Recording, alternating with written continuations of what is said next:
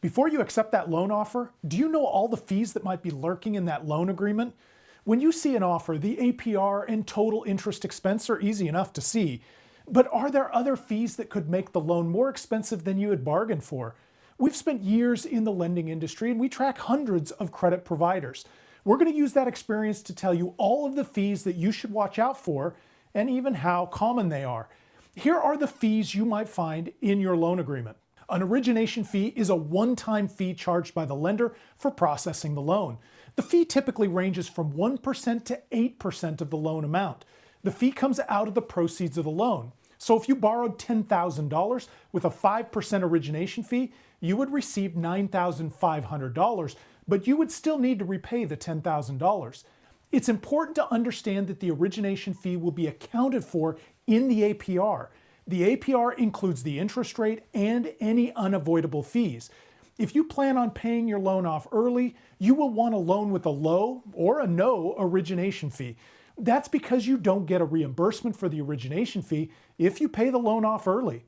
Almost half of all lenders charge an origination fee. A lender may charge you a late fee if you miss a payment or fail to pay by the due date. Some lenders have a grace period that can be between 5 and 10 days. If you are the kind of person who is regularly late on your payments, late fees can get expensive. About 60% of lenders charge late fees.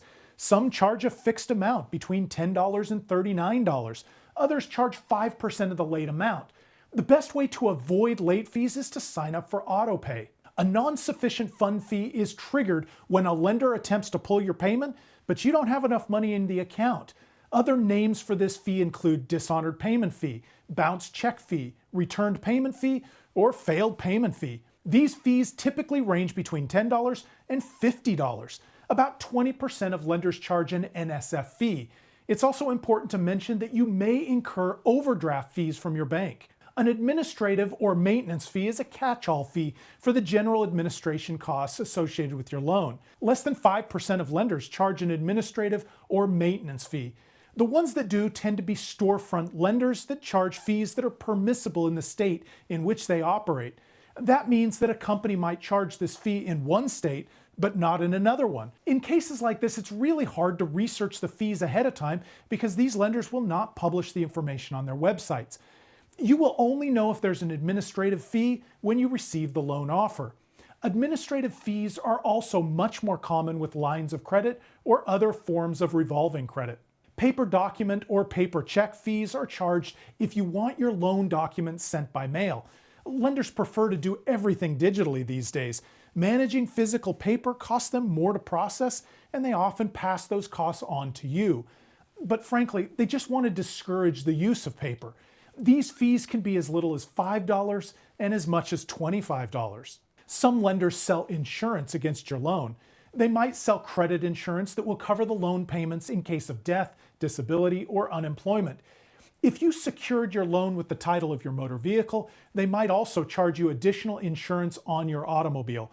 Most lenders do not involve themselves with insurance. You see it most commonly amongst non-prime and storefront lenders. You need to know that if the insurance is required, it needs to be disclosed in the APR. Otherwise, you should be able to decline it. Lenders would like you to use autopay to make your payments. Not only does it decrease the chances of you being late or defaulting on the loan, it is also easier and cheaper for them to process.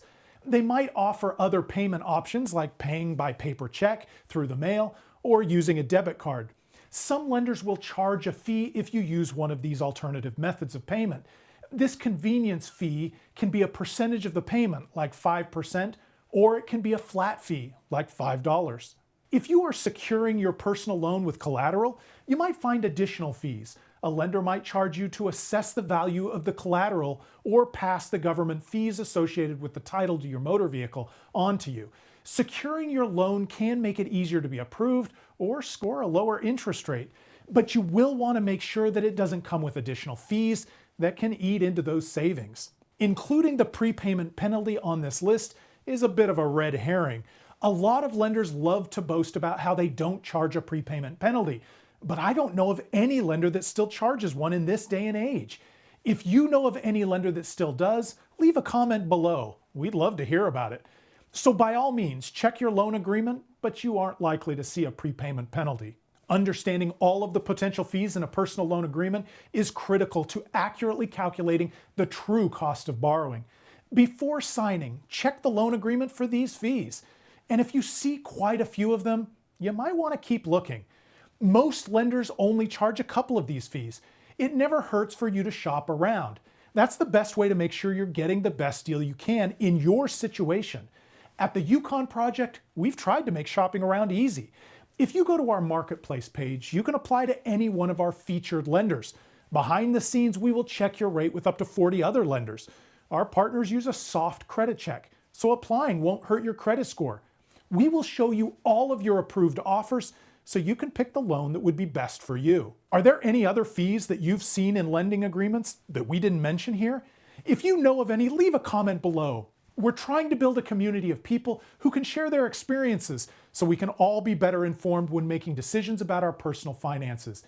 If you found this information helpful, like this video and subscribe to our channel. Your support helps us out, and we really appreciate it. Thanks for watching.